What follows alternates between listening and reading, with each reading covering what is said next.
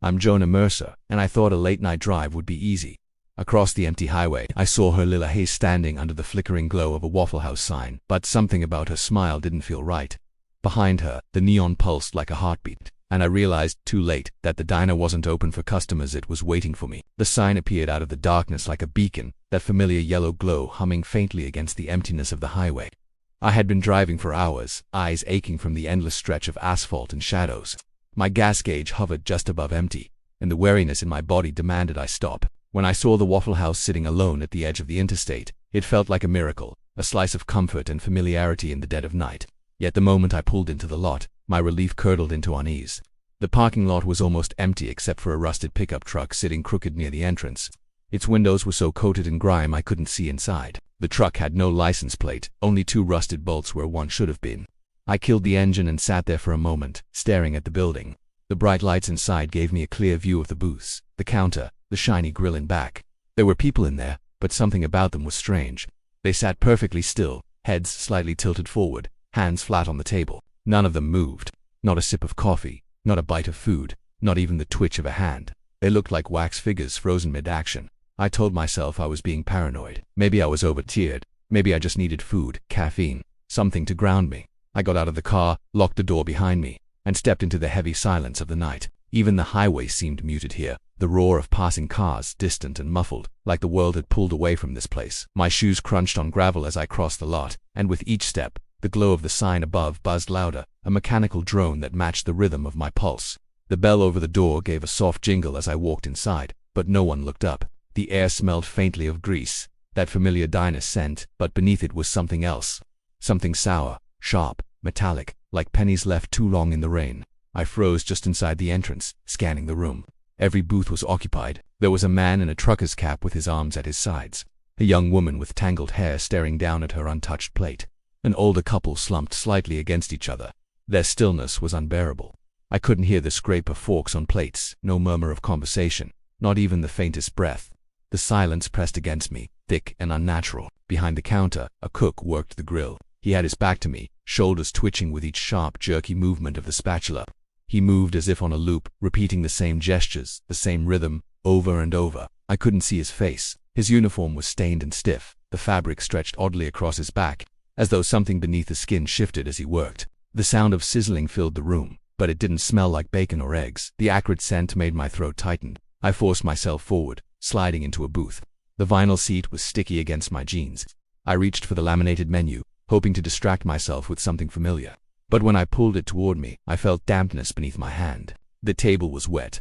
At first I thought it was syrup or spilled soda, but when I lifted my palm, the residue clung dark and tacky between my fingers. My stomach turned as I stared at the streaks, their color far too dark to be anything sweet. I wiped my hand on my jeans, heart hammering. I wanted to leave. Every nerve in my body told me to get up and walk back out into the night, but my legs wouldn't move. Something in the air weighed me down, pressed me into the seat. My eyes drifted back to the booths, to the unmoving people, and that's when it happened. One of them finally moved. It was the woman with the tangled hair. Slowly her head tilted toward me, her neck bending at an unnatural angle as she turned. Her face came into view, pale and stretched tight across her skull. Her lips twitched, straining to pull upward, as if she wanted to smile but couldn't quite manage it. And then she did, a horrible grin that revealed teeth chipped and jagged, like broken glass shoved into her gums. Her eyes locked on mine, glazed and unblinking, and for a long moment, neither of us moved. Then, just as slowly as before, she turned her head back toward the table, returning to her statue-like stillness. My blood ran cold.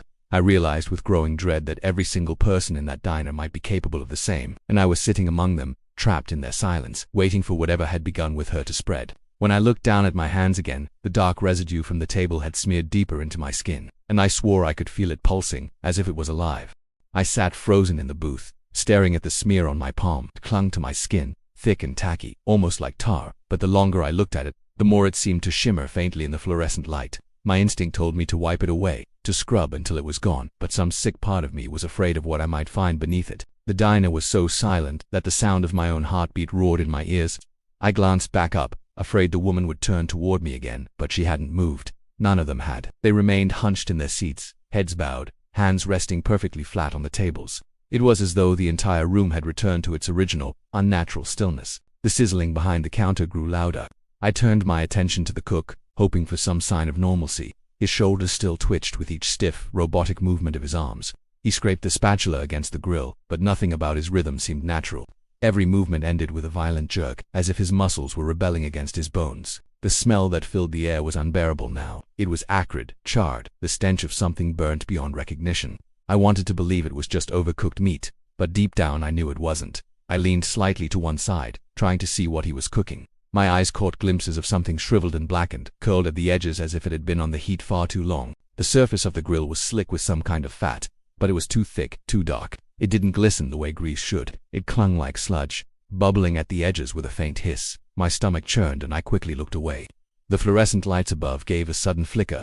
For the briefest moment, the entire room was swallowed in darkness. In that instant I felt, rather than saw, the diners move. The air shifted, a presence closer than it should have been. And in that half-second of black, I thought I saw them standing. All of them, their heads raised, their distorted faces turned toward me.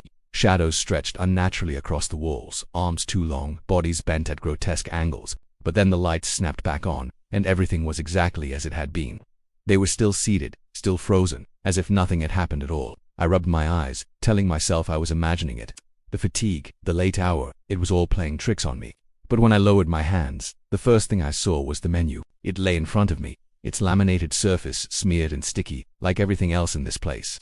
I reached for it hesitantly, trying to cling to the idea that this was still a restaurant, still a normal place.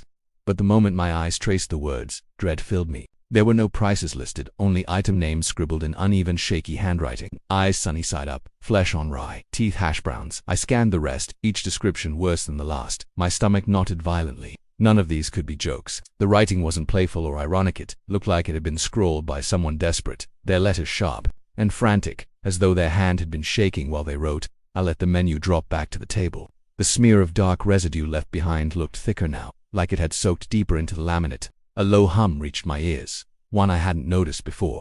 At first I thought it was the lights buzzing overhead, but no, it was softer, slower, almost like breathing. I turned my head, scanning the booths, and for a moment I thought it was my imagination. But the sound was real. Each of the diners, every one of them, was exhaling in unison. Slow, heavy breaths filling the silence, synchronized like some grotesque choir. Their chests didn't even rise, yet the sound grew louder, surrounding me, pressing against my skull. I gripped the edge of the table, trying to steady myself, but my hand brushed against the dark smear again. This time I didn't just feel it, I felt it move. It pulsed beneath my touch, as though something within it beat faintly, like a tiny, sick heartbeat.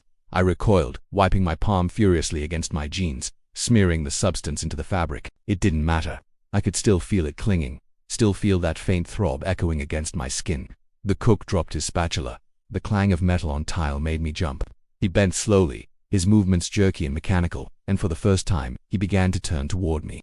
I held my breath as his head twisted, slowly, unnaturally, until I could finally see his face. The skin sagged loosely, as though it didn't belong to him. It drooped in folds that clung wetly to the bone beneath. His eyes were wide, impossibly wide, pupils drowned in shadow so deep it seemed endless. His mouth opened slightly, but no words came out. Only a hiss escaped, like steam forcing its way through a crack. His gaze locked on me, and I felt my stomach drop as if I were falling. The synchronized breathing from the diners grew louder, a horrible rhythm that filled the entire space.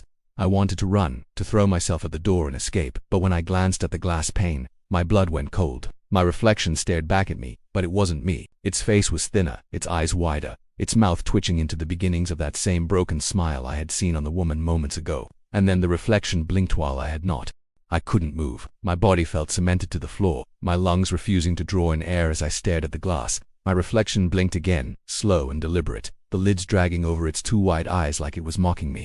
I lifted my hand slightly, trembling, just to test it. The reflection didn't follow. It kept its hand flat against the glass, pressed there as if it were trying to push through. My skin prickled with a cold sweat, and the sour metallic stench in the air seemed to thicken until it clung in my throat.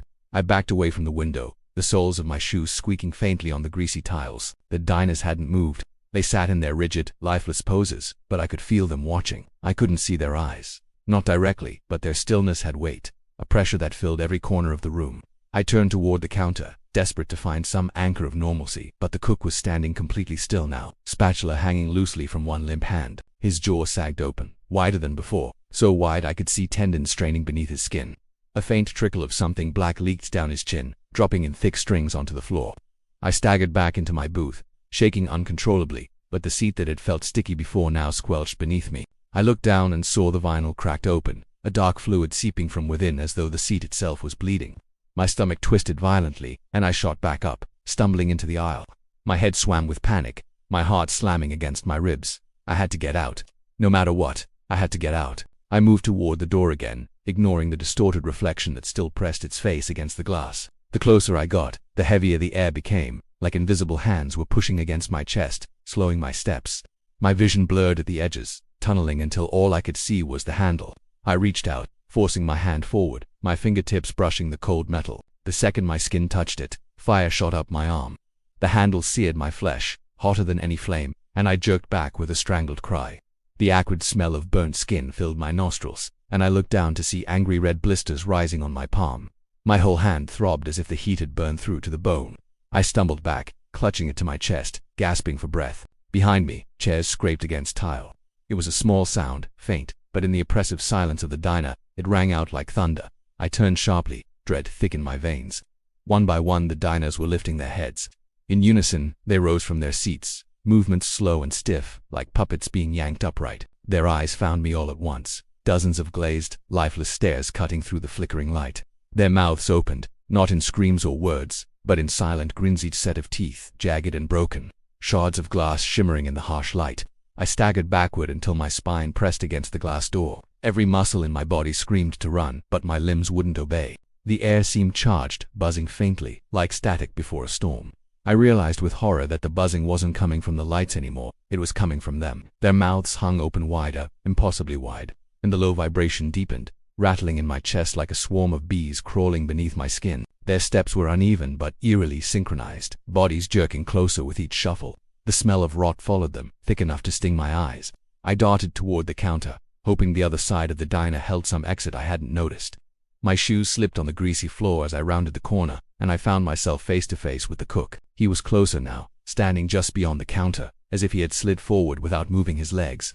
His eyes bulged from his sockets, unblinking, his jaw unhinged so far it split the skin at the corners. The hiss that seeped from his throat grew louder, steam curling from his open mouth as though his lungs boiled inside his chest. I stumbled back into the aisle, surrounded on both sides by the advancing figures. Their glass-toothed smiles reflected the harsh fluorescent glow, and I felt the walls of the diner closing in. The buzzing was unbearable now, reverberating in my bones, crawling into my ears until I thought my skull would split. I glanced over my shoulder, hoping desperately the reflection in the glass door was gone, but it wasn't. It had changed.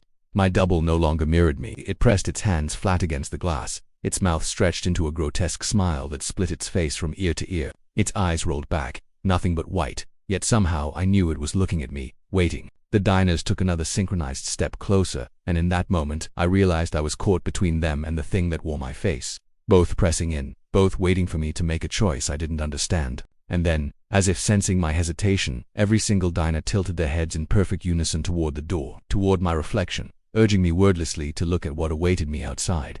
I had no idea how much longer I could keep running. My legs were trembling from panic, my lungs burning with each shallow gasp of air. The aisle seemed endless, stretching further than it should have, the lights above flickering and buzzing in maddening rhythm. Every step I took felt heavier than the last, as though the floor itself was pulling me down. Behind me, the distorted diners shuffled closer, their broken smiles glinting under the flickering glow. Their movements were uneven but relentless, a grotesque wave advancing in silence. I needed to find another way out. I veered toward the kitchen, hoping there might be a back door, an exit hidden from the main floor. The narrow hallway behind the counter was worse than I expected. The walls were streaked with grime, thick and black, running down like blood that had never dried. The fluorescent light overhead flickered and buzzed, casting jagged shadows that danced along the walls like fingers reaching for me. My stomach twisted at the sight, my pulse hammering in my ears. As I moved deeper, the smell intensified.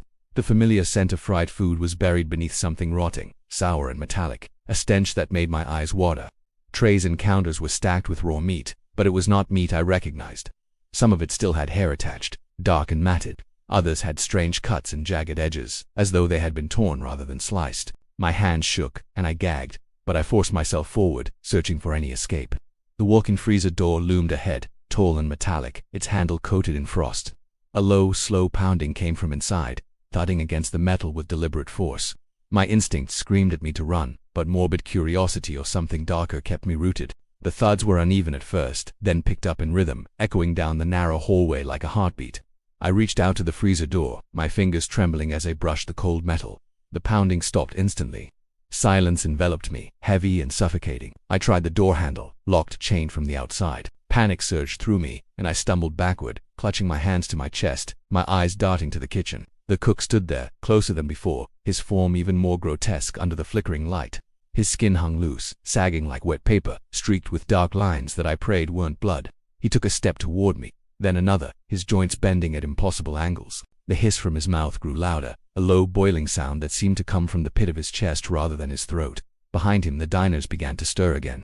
Their movements were slow and jerky, like wind-up dolls winding themselves up, arms twitching, heads turning. The sound of scraping feet on tile filled the kitchen as they approached, their broken smiles wide, teeth glinting in the fluorescent glow. I wanted to scream, but no sound emerged. My throat was dry, raw, and constricted. My body shook uncontrollably. The freezer door behind me shuddered violently, frost cracking along its edges. Something pounded from the inside now with a ferocity that made my teeth rattle. The metal handle rattled as if whatever was inside wanted out. I backed away, heart hammering so hard I thought it might burst from my chest. The buzzing sound had returned, louder now, filling the entire kitchen. I could feel it in my bones, a vibration that crawled under my skin and made every hair on my body stand on end. I stumbled toward the corner, the cook and his swarm of frozen diners closing in. The cook raised a hand, jerky and unnatural, and the diners froze in place. It was a signal. The air thickened with anticipation, a suffocating weight pressing down on me. My stomach lurched as I realized I was trapped between the freezer and the advancing figures. There was no room to turn, no escape. The pounding on the freezer intensified, louder, faster, a deafening rhythm. The door shuddered, frost cracking and splintering. I realized with horror that whatever was inside wasn't human. It moved with intent, deliberate, angry. And then I noticed something worse. Something crawling from under the door, small and wet. It left dark streaks along the tile floor, moving faster than I expected, sliding toward me in a slick, writhing motion. The cook tilted his head, and the diners began to advance again, slow and jerky, but unstoppable. I pressed myself against the far wall, chest heaving, every muscle screaming. The buzzing filled my ears, and the metallic stench of the kitchen became overwhelming. My mind raced, frantic for any solution, any crack in the nightmare. But the room felt smaller now, the walls closing in, the freezer pounding, the figures pressing closer. And then, just as I thought I could not bear it any longer, the door of the walk-in freezer exploded open, blasting a gust of freezing air into the kitchen. A figure staggered out, pale and dripping frost, its eyes wide and unseeing. It looked like me. I froze, every nerve screaming, as it took a step forward, and I realized with absolute terror that the buzzing wasn't behind me. It wasn't from the freezer. It was all around me now, inside me, inside the walls. And whatever had come out of the freezer was not alone. There was nowhere left to run. The freezer door had thrown that pale figure into the middle of the kitchen, and it staggered toward me with movements, jerky and uneven like the cook and the diners before it. My legs refused to obey.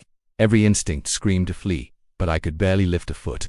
The figure's skin was ice-white, lips blue, hair stiff with frost. Its eyes were wide and unblinking, yet I could feel its gaze drilling into me. I tried to turn, tried to shove past it, but it moved with uncanny speed, closing the distance between us in a few staggering steps. The cook raised his hand, still trembling like a broken puppet, and every diner in the room froze. Faces twisted into their grotesque, broken smiles. The buzzing in my head became unbearable, a deafening vibration that shook my bones.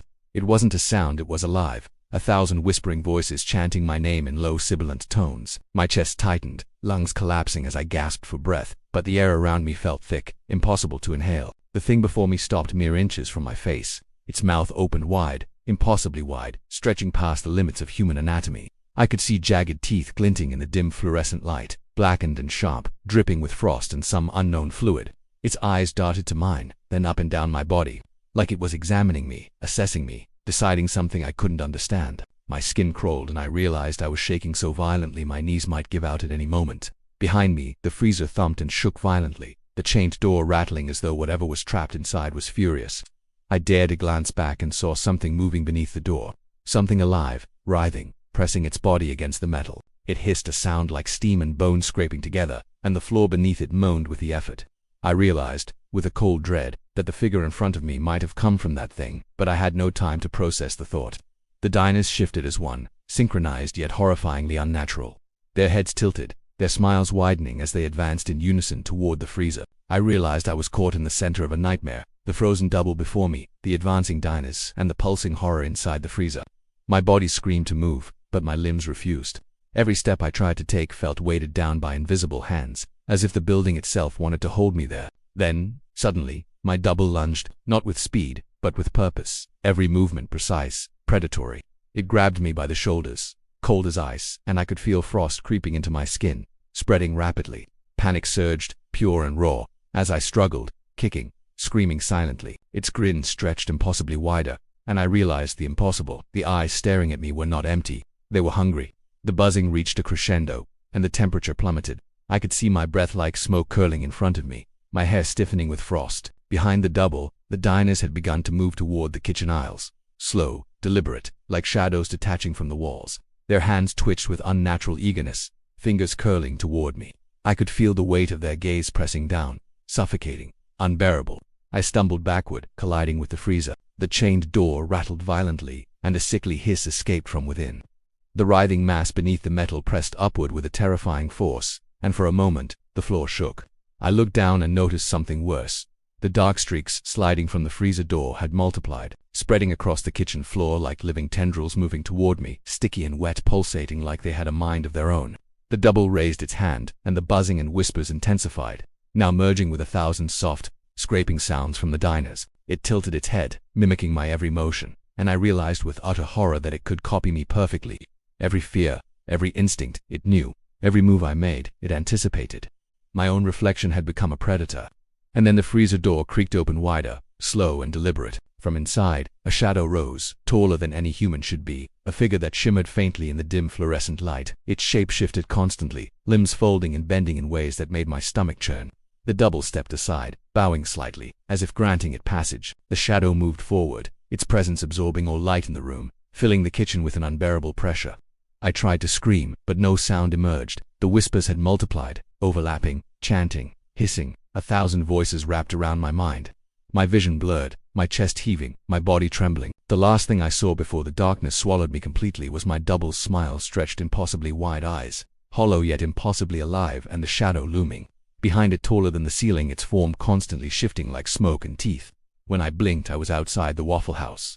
The lot was empty, the neon sign humming softly. No rusted truck, no diners, no cook, no shadow. The air smelled clean, normal, nothing like the horror I had just endured. But in my pocket I felt it, a small smear of dark residue, sticky and pulsing faintly, as though it had followed me out. I dropped it to the asphalt, but it didn't stay. It wriggled like a living thing and vanished before my eyes. And in the distance the sign flickered again, humming, calling my name.